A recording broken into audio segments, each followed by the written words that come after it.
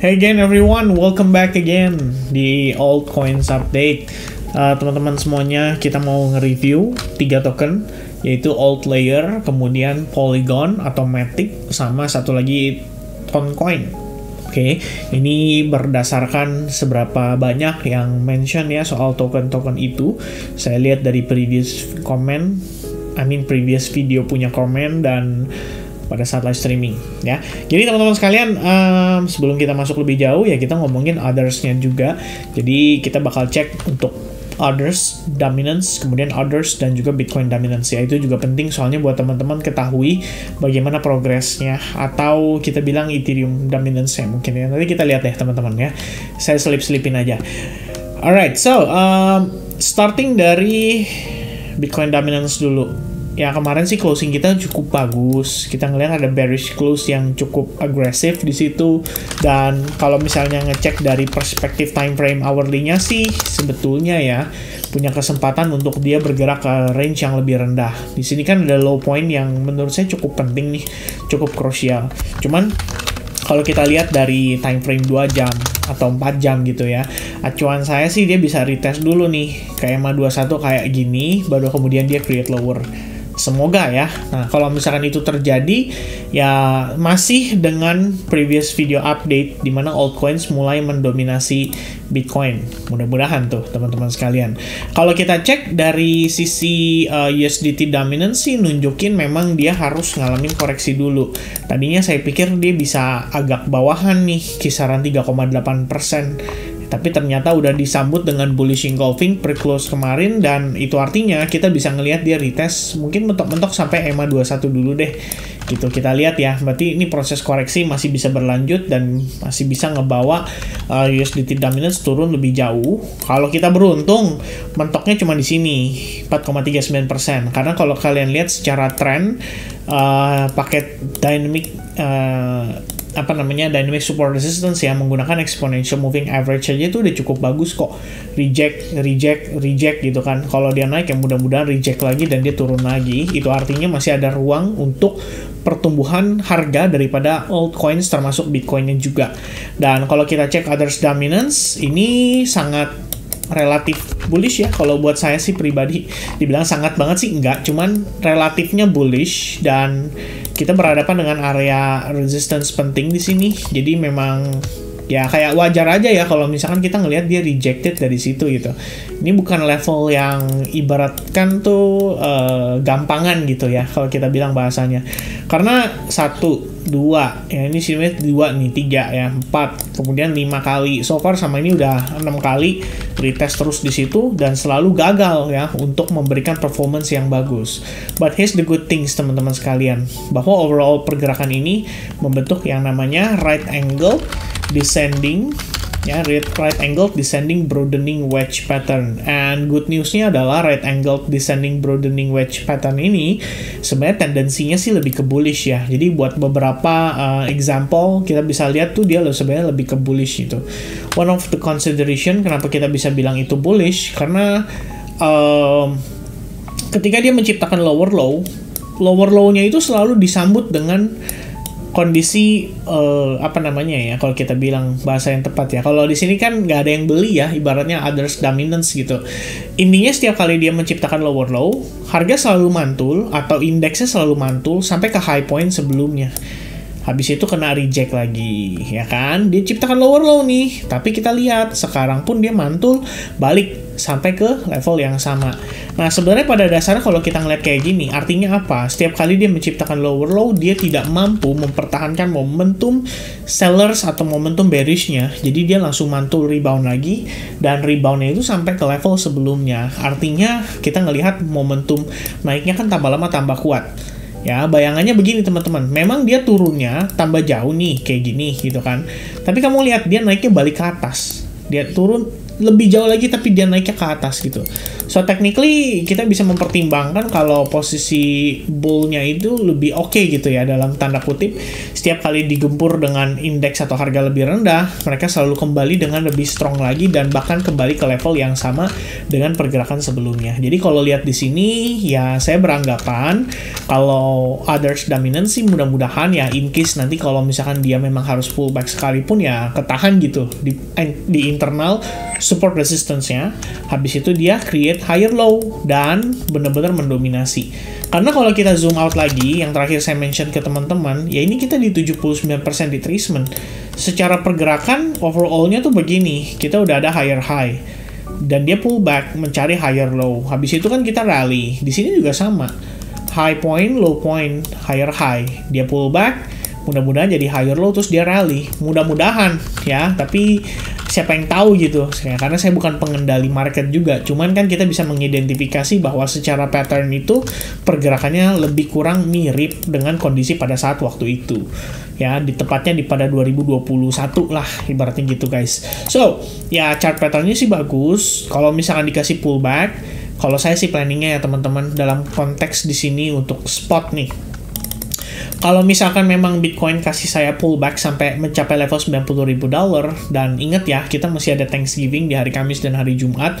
Sebenarnya yang lucu itu, kalau misalkan kalian research Thanksgiving itu sebenarnya tendensinya lebih positif loh buat market, bukan malah bearish gitu. Yang bikin bearish itu saya rasa ya kalau kita berkaca pada sejarah atau pergerakan-pergerakan historical data di Bitcoin, ya memang Bitcoin pada saat Thanksgiving dia koreksi.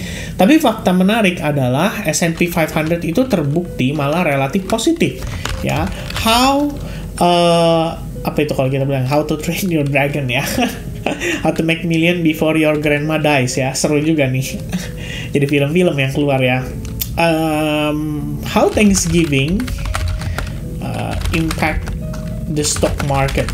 Nah ini ya, harusnya how does ya teman-teman. Nah ini, jadi do stocks go up after Thanksgiving? Black Friday is the name given to the day after Thanksgiving, when retailers rely on major sales to bring in crowds of buyers. Sales during the 5 days of Thanksgiving, though Cyber Monday, reflect consumer sentiment for the holiday season. Strong sales during this period can benefit retail sector stocks. Jadi stock market harusnya relatif positif gitu ya. Thanksgiving dan stock market performance, market tends to see increased trading activity and higher return di hari sebelum holiday atau pada saat long weekend. Jadi sebenarnya bagus gitu, malah cenderung positif ya. Tuh, how does the stock market do during Thanksgiving week? US stocks as measured by the S&P 500 kecenderungan memiliki return yang solid setelah Thanksgiving week, atau during, atau saat, atau jelang, atau mungkin ya pokoknya pada saat Thanksgiving gitu kan, with even stronger gains during presidential election years.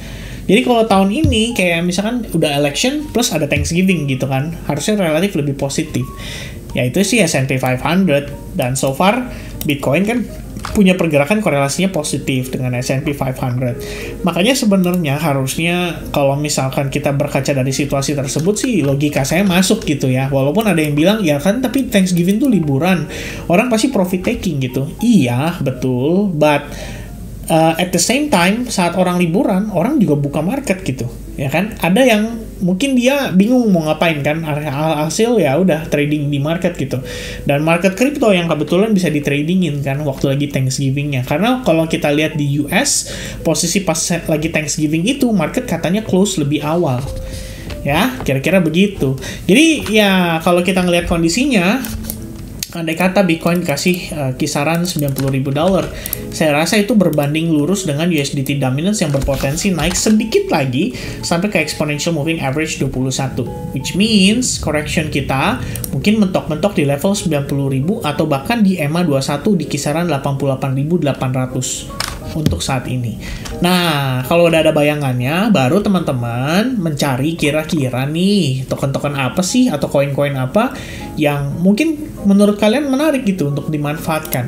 Kalau kita lihat secara keseluruhan, others ya di sini, posisi kita udah oke gitu kan. I mean, ya kita ketahan di resistance, wajar dong, ini kan level penting ya kan, nggak mungkin langsung istilahnya dikasih bablas lah ibaratnya gitu, langsung nanjak tanpa ada retest sama sekali, kecuali memang dia kenceng banget tuh, kayak kemarin XRP Cardano ya, itu berhasil membuat total 3 lebih tinggi daripada kondisinya si others saat ini. Others itu buat market cap di bawah top 10 gitu. Artinya memes, medium cap, low cap itu semua termasuk dalam golongan ini. Jadi kita harus menentukan juga.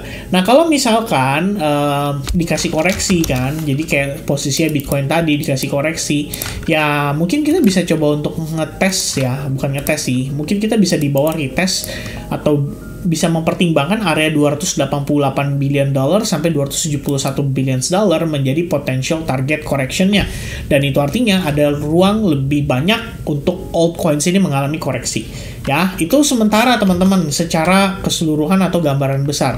Nah sekarang saya akan kasih quick update ke teman-teman terkait dengan token-token yang tadi diminta, yaitu Ethena, Ethena ya, Outlier, kemudian ada Polygon atau Matic, dan ada Toncoin. Nah, kita mulai dari Outlier dulu.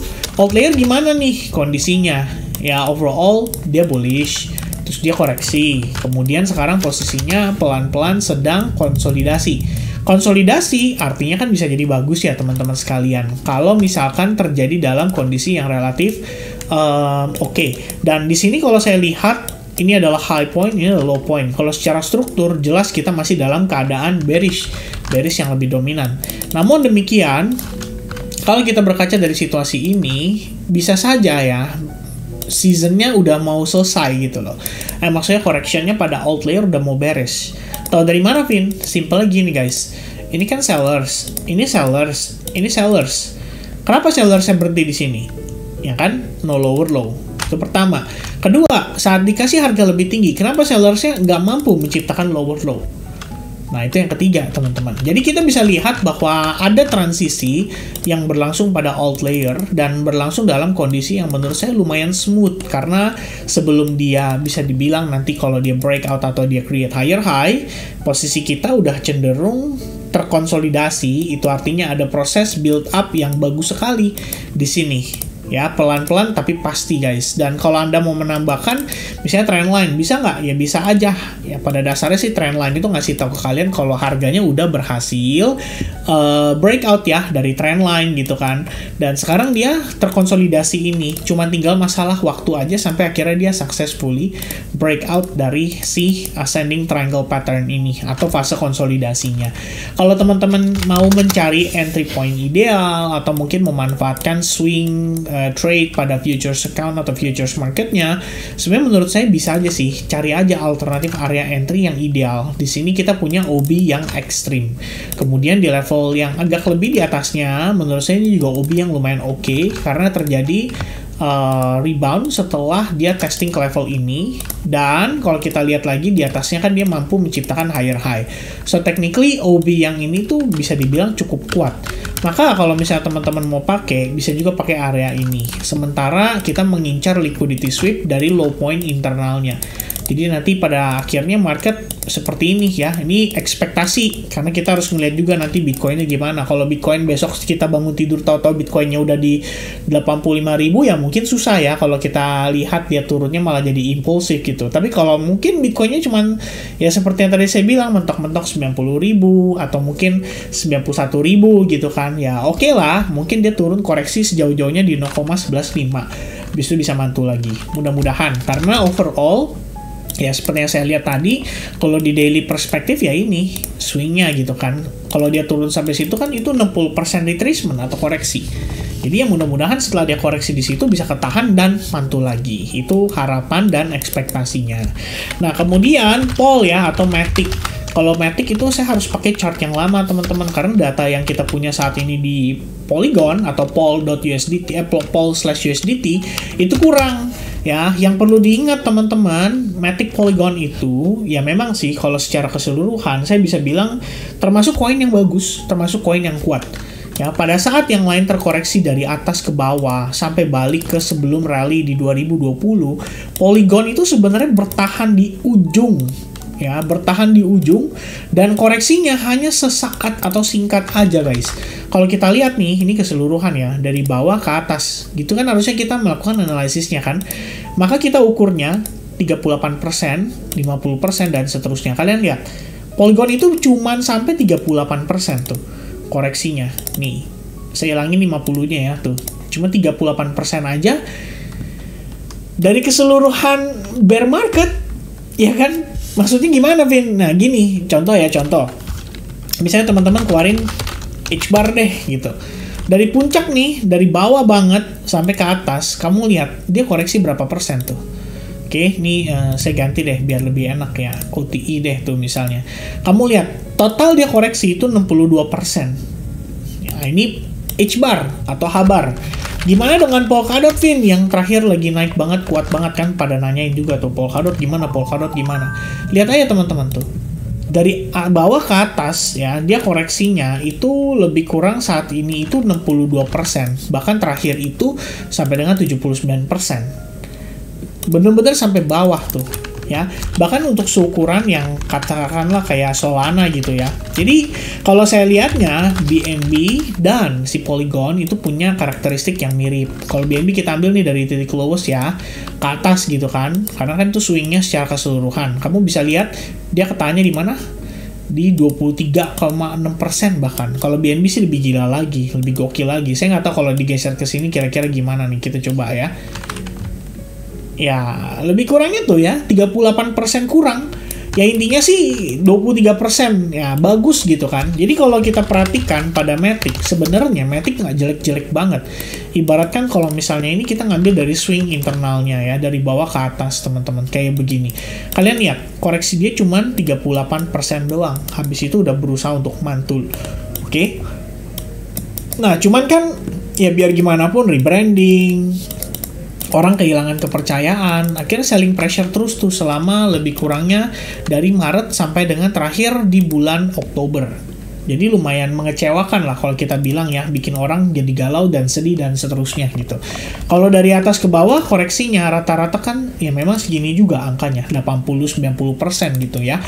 Dan cuma kalau keseluruhan dari bawah ke atas, kamu bisa lihat ada orang pertahanin di situ. Dan posisi terakhir ya kita ngelihatnya dia udah mulai rebound ya kan, at least di weekly dia udah mulai nunjukin adanya bullish engulfing, breakout juga dari kondisi ini. Bahasanya apa ini? Falling wedge pattern ya teman-teman sekalian. Kalau untuk internalnya ya begini teman-teman, sekarang sih masih under pressure ya. Kita bisa bilang ini sellers lagi mencoba untuk membuat atau memberikan tekanan pada si Polygon Matic untuk dia turun gitu kan. Dan sebelumnya aja nih, ada potensi dia ngebentuk rising wedge, tapi akhirnya dia malah mengalami percepatan tren. Nah, sekarang dia konsolidasi, saya belum tahu apakah dia sedang create base atau tidak, tapi kalau misalkan Polygon sampai drop, dia turun nih, testing ke internal OB, misalnya di kisaran area ini gitu. Nanti teman-teman pantau lagi, kalian lihat lagi, kira-kira di situ, ya, dia ketahan nggak? Gitu, dia mulai konsolidasi nggak? Karena kalau misalnya kalian zoom out ya, ini kan technically di level yang sama merupakan confluence tuh, antara support resistance juga. Jadi bukan level sembarangan teman-teman, melainkan level yang memberikan peran penting lah pada si Polygon. Jadi kalau dia koreksi sampai situ ya itu jadi pertimbangan kalian untuk mencari alternatif entry pada Polygon. Kira-kira begitu penjelasan saya ya. Overall ya cukup bullish overall, tapi mudah-mudahan terkonfirmasi dengan lebih baik lagi. Nah untuk Toncoin gimana nih? Koin yang bisa dibilang baru tapi kemudian muncul ke permukaan dan membuat semua orang hype gitu ya dengan koin-koin tap-tap dan lain sebagainya. So far so good. Breakout dari trendline, kemudian selama fase koreksi gara-gara kemarin Pavel Durov ditangkap, saya rasa sudah resolve ya, sudah nggak terlalu gimana banget community-nya. Nah, paling ngecek di sini teman-teman sekalian, kita punya apa namanya? Support and resistance. Pergerakan sebelumnya dia merupakan resistance, pergerakan saat ini berpotensi jadi support, tapi belum ada konfirmasi, belum ada validasi. Sebab apa? Kalau kita lihat nih, posisi terakhir di perspektif time frame 1 jam dan 4 jam, memang sih terkesannya bagus ya.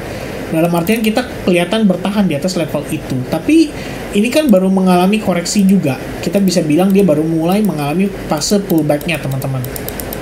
Biasanya sih kalau udah kayak begini, ada fake out dulu gitu ya, kayak gini, minimal dia fake out ke bawah dulu baru nanti pelan-pelan coba untuk naik lagi.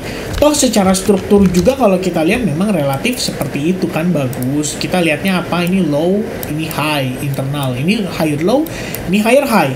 Ya artinya kalau misalkan dia begini ya mudah-mudahan bisa mantul lagi gitu. Jadi walaupun dikasih koreksi, kalau teman-teman mau coba untuk bid, mencari area-area menariknya atau area-area yang cukup bagus, mungkin kalian boleh perhatiin di kisaran harga 5,4 sama 5,2 dolar. Harusnya di situ bisa jadi potensi tahanan support ya untuk kemudian ngelihat Toncoin kembali rebound atau naik. Alright, ya, so teman-teman itu dia tadi update saya seputaran altcoins. Penjelasannya cukup panjang dan cukup banyak. Sorry kepencet teman-teman ya. Thank you very much guys for watching and paying attention in this video update. Semoga informasi yang saya delivered bisa bermanfaat buat teman-teman semuanya. Have a nice day and God bless to everyone. See you on Bitcoin update and the next live streaming. Bye bye guys.